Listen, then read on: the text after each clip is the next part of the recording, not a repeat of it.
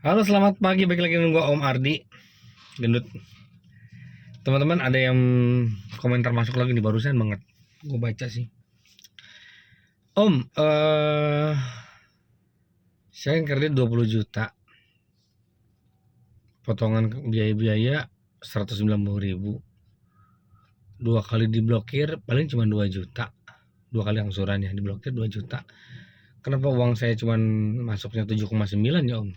Nah, sebenarnya gue nggak ngerti ya, setiap bank aturan seperti apa, terus kondisi teman-teman juga seperti apa. Nah gini ya, pada prinsipnya teman-teman ya, pada prinsipnya kenapa gue selalu nyaranin, oh cek aja rekening koran, cek aja rekening koran kalau teman-teman mau mengetahui kebenaran uang teman-teman kemana. Karena gini, pada dasarnya semua kredit itu cairnya full teman-teman, pada dasarnya.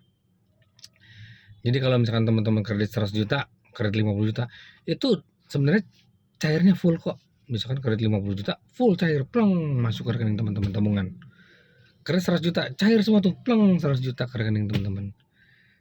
Biaya-biaya itu baru akan dipotong setelah kredit teman-teman cair. Kredit teman-teman cair, oh ada biaya ini, asuransi, oh biaya pengikatan, oh ada biaya ini itu, oh ada blokiran 2 kali angsuran, plek. Nah teman-teman akan melihat itu setelah dana cair. Makanya gue selalu ngasih tahu teman-teman kalau untuk pastinya cek rekening koran atau print buku tabungan lah misalkan. Biar apa? Biar teman-teman tahu pergerakan uangnya. Karena ketika cair itu full kok. Ya, full plug masuk. Misalkan 100 juta, 200 juta, 300 juta masuk semua. Nah, nanti kelihatan tuh oh sama bank diapain tuh. Oh, diblokir 2 kali angsuran sekian. Oh, didebat sekian. Oh, ini sekian. Gitu loh teman-teman ya. Jadi kalau mengenai teman kita yang nanya, kenapa sih ternyata yang uang masuk 7,9? Coba cek rekening koran yang pertama atau langsung tanyain ke mantannya kenapa yang cair segini. Mungkin ada kredit yang harus dilunasin sebelumnya. Misalnya teman-teman top up teman-teman 10 juta yang existing kan. Teman-teman ngajuin lagi 30 juta. Nah, mungkin sebagian yang 30 juta cair untuk melunasin kredit sebelumnya atau ada tunggakan. Ya kan atau apapun itu. Jadi namanya pencairan di bank itu pasti teman-teman pasti apa angkanya pasti nggak mungkin dipotong semena-mena ya. Kalaupun ada oknum bank yang minta fee atau oknum nggak selalu bank ya, oknum-oknum yang minta fee dan lain-lain itu kan teman-teman setelah tarik uangnya kan ya kan kasarnya gitu.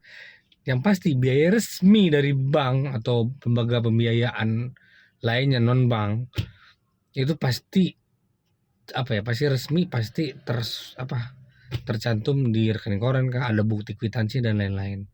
Jadi kalau teman-teman menemukan kejanggalan, itu bisa aja komplain setelah teman-teman cari bukti atau teman-teman langsung tanya ke menterinya aja lah ke analisnya. Nggak ada salahnya kan. Kenapa kamu terima bersih cuma 7,9? Pasti ada alasannya. Oh pak kan bapak punya tuh utang. Oh pak orang tua bapak kan macet kreditnya sebelumnya. Nah seperti seperti itu kan memang itu dan itu sebenarnya yang gitu-gitu harus sudah disepakati dari awal sebenarnya.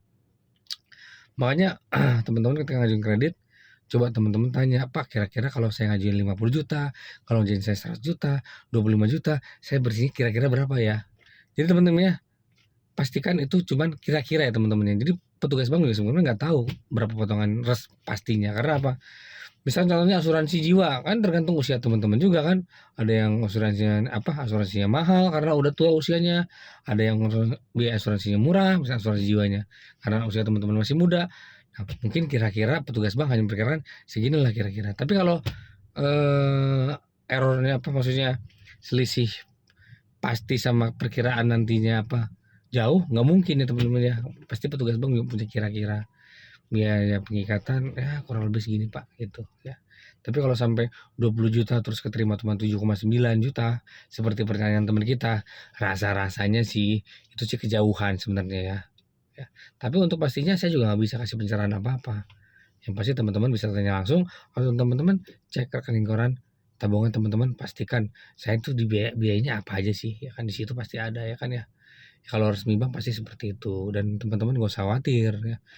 Tapi mungkin nggak sih Om Bang salah salah blokir, salah apa, bisa mungkin aja makanya kita saling cross check ya kan. Kan teman-teman yang ngangsur ya kan plus bunganya lagi kan. Teman-teman juga berhak mendapatkan jawaban yang benar. Pernah nggak saya dikomplain gara-gara saya salah blokir? Pernah, saya pernah. Misalkan blokirnya ternyata kelebihan. Pernah. Habis itu saya minta maaf, "Oh, mohon maaf Pak, saya pikir segini, gini.